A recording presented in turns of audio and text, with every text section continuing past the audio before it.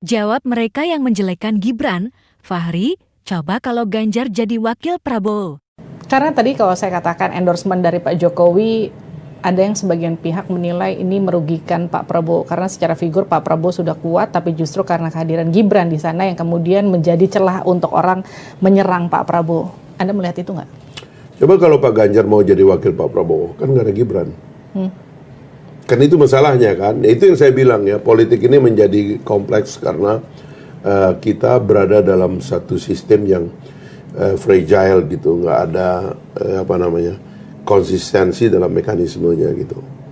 Kalau kemarin tuh Mbak Puan atau Pak Ganjar mau jadi wakil Pak Prabowo, selesai cerita ini dan nggak akan ada isu dinasti dan sebagainya. Kami sendiri di koalisi tahu betul bahwa munculnya Gibran tuh bukan desain awal.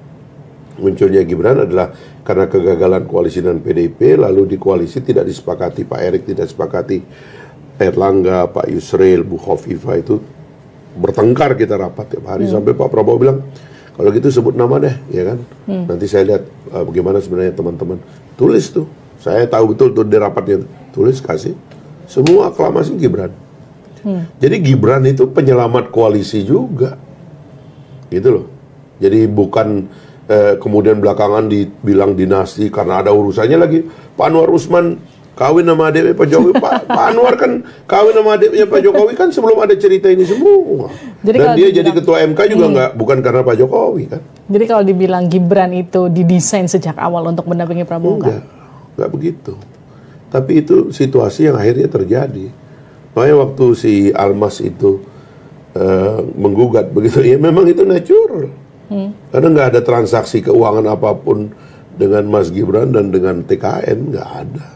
Itu memang natural, ada orang melakukan gugatan, ada anak muda yang mengajukan tambahan gugatan, ya terjadilah gitu. Jadi kita ini akhirnya kan di musim pemilu ini terpaksa sakwa sangka ini kita perbanyak gitu. Dan menurut saya itu yang membuat juga pemilu ini jadi nggak terlalu sehat begitu ya. Tapi ya tetap aja itu nggak bisa dihindari.